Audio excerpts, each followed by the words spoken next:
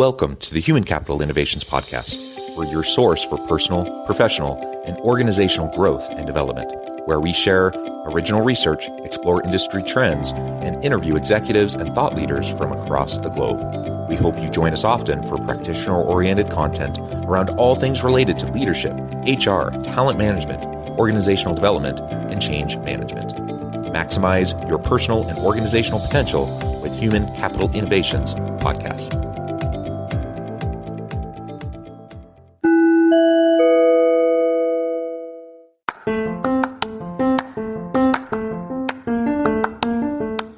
If you enjoy the Human Capital Innovations Podcast, enjoy ad-free listening by going to the Patreon page, and please consider contributing even at the producer or sponsorship level. And please leave a review. Thank you for your support.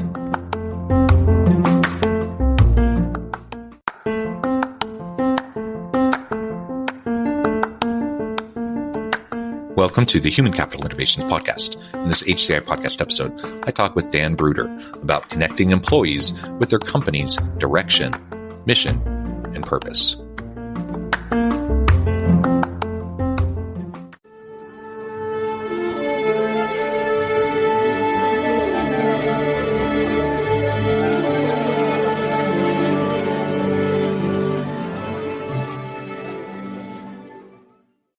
Dan Bruder, welcome to the Human Capital Innovations Podcast.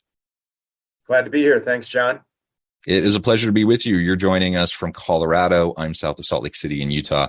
And today we're going to be talking about connecting employees with their company's direction, their vision, the mission, the purpose of the organization, and having that alignment and that congruence. I think we'll also be touching on some issues around work-life balance, work-life integration, some of those types of issues. And so I'm just really thrilled to have the opportunity to talk with you today, Dan. As we get started, I wanted to share Dan's bio with everybody. Dan Bruder is co-founder and CEO of Blendification, created Blendification to harmonize work and life. Dan originally developed and enhanced the Blendification ethos by delivering the strategy whiteboard and personal whiteboard programs through conventional consulting, teaching in MBA and executive MBA programs, and authoring the Blendification TEDx talk with over 225,000 views. Today, Blendification is aligning system book businesses to focus with employee software apps with the DIY software, the same strategy framework used for business planning and execution. The strategy whiteboard app is applied to employees' personal growth and development, creating a natural and complementary connection between work and life.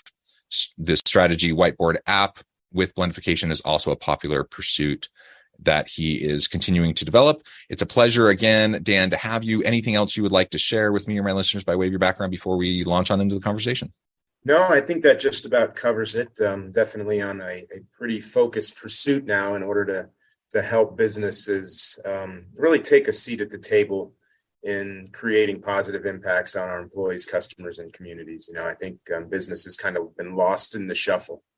And I think businesses really should be at the forefront of creating greater impacts on society. I completely agree with that. And I think we know that increasingly employees expect, even demand that of their organizations. They want to work for companies where they're making a difference, where, you know, not only do they derive meaning and purpose in the work that they do, but that their work actually matters in some grander scheme. And that's, you know, can be a challenge because frankly, the way work has been designed in the past, the way many jobs have, you know, been designed and functioned, they've been, you know, designed for efficiency more than meaning, purpose, and impact. And what we know now with the great reawakening, the great reevaluation, the great resignation is that people are leaving. A third of the workforce has left in the last year to look for other options. And in many cases, that is really due to the fact that they just want to do something that aligns better with their values, their priorities, where they have opportunities to grow and develop, and where they can make a difference in the work that they do. Yeah, I think you hit on it, man. I can't believe if 30%, I've heard a lot of numbers, but if a third of the people have left their jobs, that means we're not doing something right. And I think it goes really deep. A lot of people are saying, well, we're not paying them enough, or, you know, the new gen, you know, the millennials or the Gen Zs, they just think differently. So I've heard all the excuses But if you really start peeling away the onion, I think the real core of this is that work serves a very substantial and significant need in people's lives. And that was severed, particularly with COVID. It was going down that direction. But that connection to something meaningful and that connection to other people, if we look from a psychological perspective and we look at human beings, our core desire or our primary driver is this need to connect and belong. And work has kind of served that need without ever getting any credit for that. And then when people could no longer connect to other human beings and felt like they weren't belonging to something significant, they said, boy, I can be productive and I can go work anywhere. So what we saw is this, let's trade our cards here and go somewhere else. And I think the real issue that is facing business today is that it is not serving the basic primary needs of humans. And then they wonder why they're leaving to go find and fulfill that need. And that's what we need to be solving, not about, hey, let's pay more money. Now, I think we need to pay more money, but that's just kind of covering up the real issue. Yeah, I think that's right. You have to pay people fairly and equitably, and they have to feel like they're being adequately valued. But beyond that, once you take care of the kind of that baseline, it's these other factors that play a much bigger role in whether or not someone's happy at work, engaged at work, productive, and whether or not they're planning on sticking around at work. So we definitely need to focus on those other things. Now, I know you do obviously a lot of work around this work-life balance, work-life integration kind of idea. Tell us a little bit more about what you're doing and, what your thoughts are around work-life balance, work-life integration. People talk about it as a myth. Other people put it as like a top area of focus. How do you approach it? Well, I think we have to look at what work-life balance means or what it has done. And in my experience over the last several decades, work-life balance has really been a way to create a barrier between work and life. I never heard anybody say, I need more balance. I need to spend more time at work. It's always been demonizing work. And now we have, there's millions of people now that look at work as something that is not fun, shouldn't be fun, and a waste of time and something we should avoid. But the truth is we all spend most of our waking time, almost 50% of our waking time in work or work-related activities. So if we have any ambition, or much more, right? Or yeah. And some people, yeah. So if we have any ambition or passion in our life, we probably should be looking at work as a vehicle in order to fuel that passion or realize our potential. So I think work-life balance, as it has been portrayed over the last several years, has been a real disservice to what most people do with most of their life. It's created a wedge. So now we have to unwind that. And, a lot of times when we look at work, especially today, we see work-life balance and we put it in the same category of work-life blend. And they're actually very, very different. And, there's that work-life integration. We tend to use work-life blend. I think that is more relevant. And but the truth is work-life balance is much different than work-life blend. Work-life balance is creating a barrier and believing that we can be two different people. Work-life blend is let's look at our work as an opportunity to pursue our potential and create meaning in our lives, and then do that through our work. And from a leadership perspective, if you have HR managers, is how do we embrace our employees and how do we engage our employees such that the employees, what they're looking for is similar to or aligned with what the company is looking for. And when we create that connection, that's when we have work-life blend. The company benefits, society benefits, human beings benefit. So that's what we're really looking at. So the whole idea of work-life blend is much more powerful than work-life balance. And I think we need to move very, very rapidly away from this derogatory statement of work-life balance.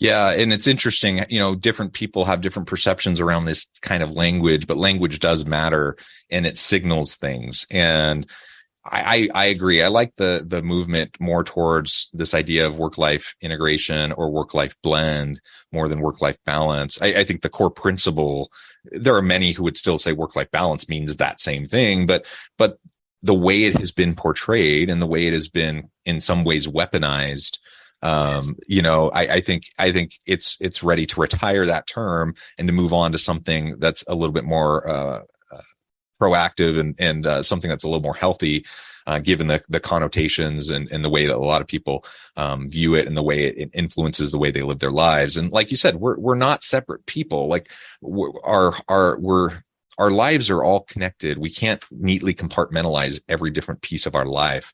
They all go together. And when I show up to work, I'm bringing with me all the stuff that has happened, since the last time I was at work, that's happened at home or with my friends or in my community.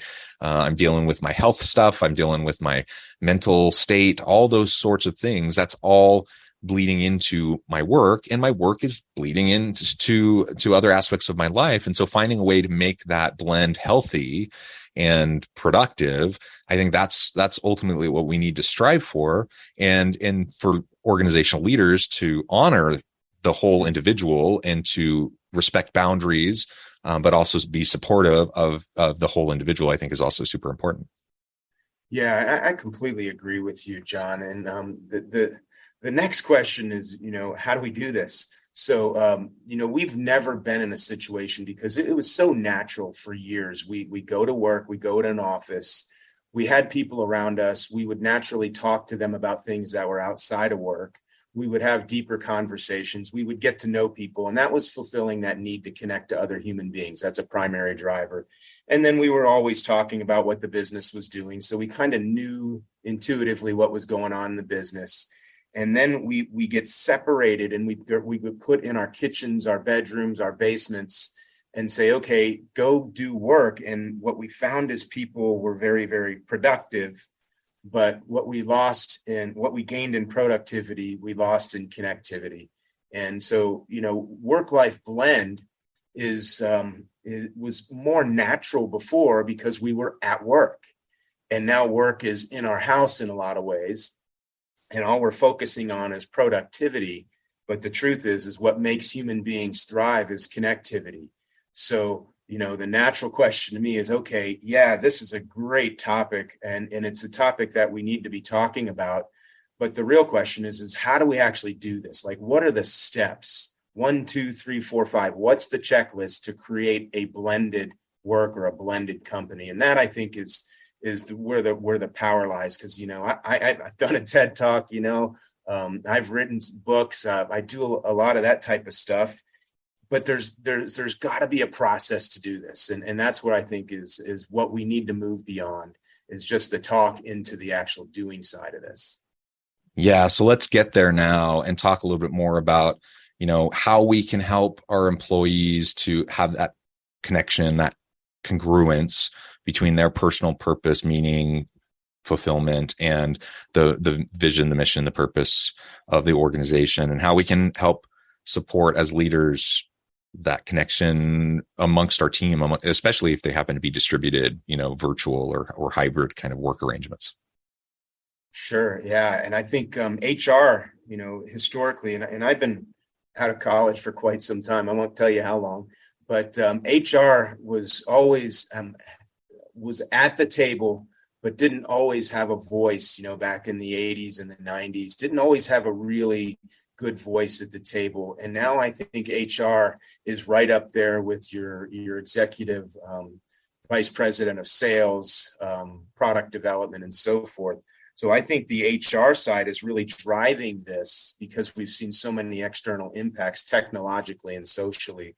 So just HR, I say, HR needs to take the lead on how do we actually blend businesses so that employees can thrive at work. Because, sales is focused on sales, products focused on product. Of course, we need to integrate those, but ultimately somebody needs to be leading the organization. So, the question is how, and I think there is a how. And, going back to having a clear purpose and vision, mission, I think those are all relevant. But, a lot of people, I think most companies I've ever seen have visions and missions and purpose statements and core values. I mean, very few companies don't have that. So now the question is that's not good enough. So we need more than just having a platitude that we put on the walls. And someone said to me once, it's kind of interesting when you go into a company and you see what's written on the wall is not actually happening in the halls. And so I look at that as, how do we take that culture, that vision, mission, values, or whatever, and actually redefine that in the context that a millennial or a Gen Z will actually relate to. Because, a lot of those old mission statements are, we want to be number one in the market. And quite frankly, if I'm, coming out of college and I don't own the company, I don't really care if we're under number one in the market. And I don't really care too much about our stock price because I'm not a significant owner. What I care is my impact on the world. I care about my relationships at work, at home. So that's what we need to be doing. We need to translate this into a context that connects to the others and then build a framework around that. And there's much more to it, but I'll pause there because I saw you smiling there and give you a chance to kind of respond on that. Yeah, what you were just describing, that's kind of the old framing around shareholder capitalism and the focus on the stock price and profits. And there's nothing wrong with profits, and there's nothing wrong with having a good stock price. And if you have stock sharing programs and stock ownership with your employees and such, that can be great. But that just doesn't resonate that much with the average employee. Now we're in the age of corporate social responsibility, triple bottom line, stakeholder capitalism. So reframing some of those things around those other kind of purpose-driven approaches, I think is going to sit better with more people.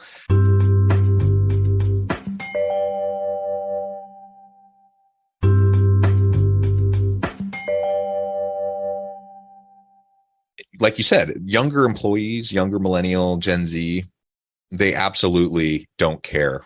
I mean, this is a generality, but generally speaking, they just don't care if you're number one in the market. They do care if they're doing something that matters and that they're making a difference in the world and that they're having a chance to develop themselves and grow in their career.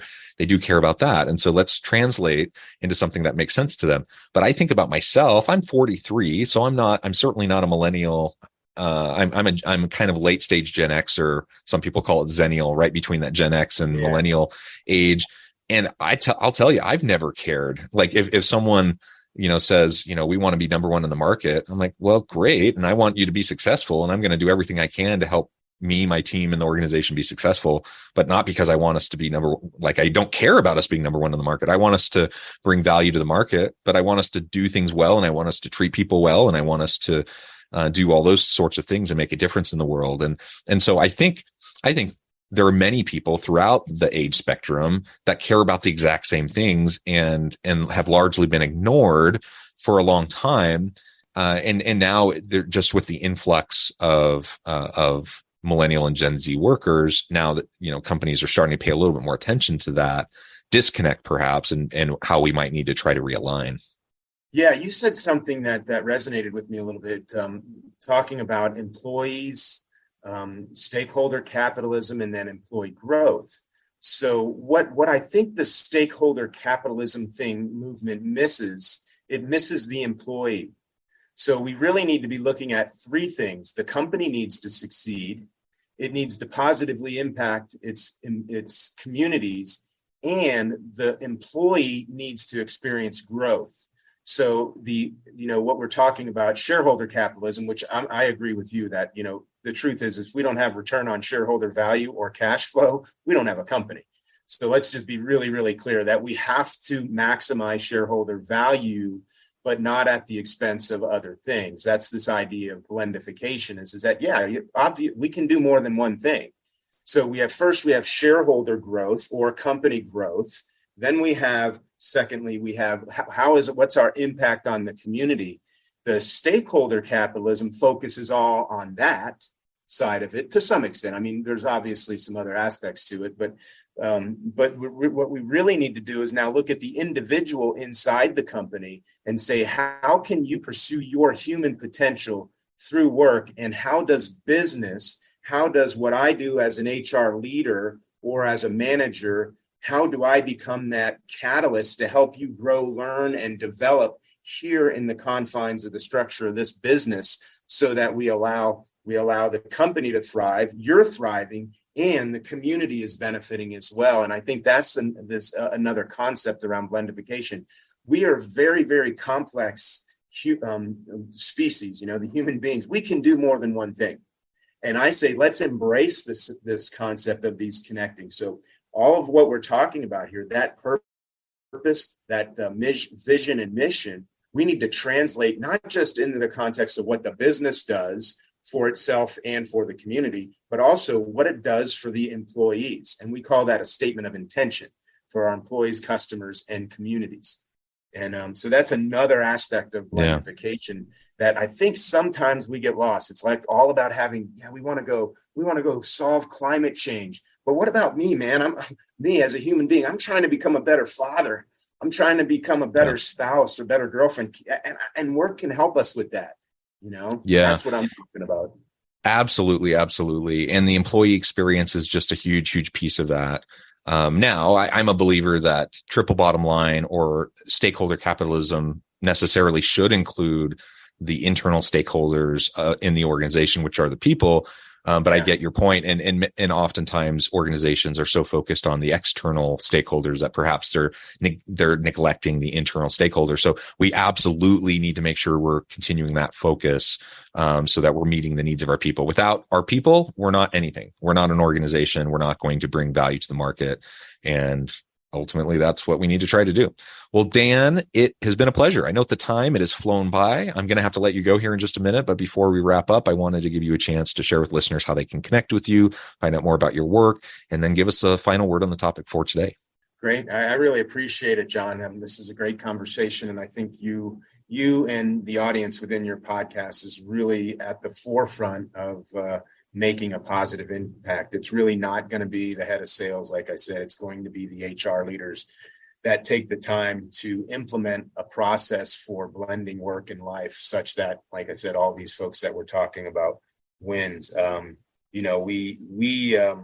Personally, I believe there is a process to do this. And we've created a process. And for anybody that's interested, they can go to our website at blendification.com, and we have a technology application that actually provides an opportunity for businesses to plan, grow, and develop, but then at the same time, using the same framework, allowing the business's employees to plan their personal lives using the same framework in the business. And ultimately, we create a convergence. And that's really what we're trying to do, is converge work and life as opposed to divide work and life. And I think the truth is we need technology to do it.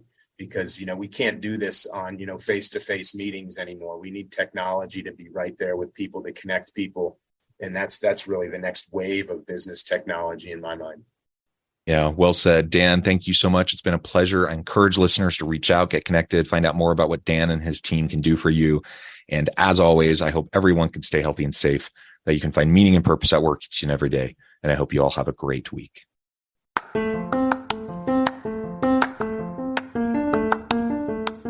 If you enjoy the Human Capital Innovations podcast, enjoy ad-free listening by going to the Patreon page, and please consider contributing even at the producer or sponsorship level. And please leave a review. Thank you for your support.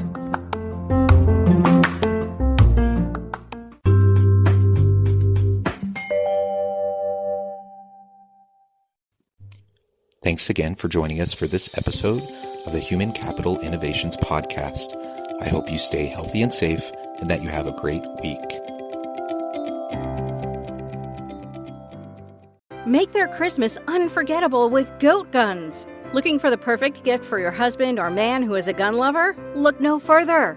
Goat guns are the greatest gift of all time miniature gun models. They are the perfect blend of quality and detail. From pistols to rifles, there's a goat gun for every collector, history buff, or gamer. Whether for display or for a fun collecting hobby, goat guns will bring joy and excitement to him. Surprise your loved ones this Christmas with a goat gun, the ultimate gift that won't disappoint. Shop at goatguns.com.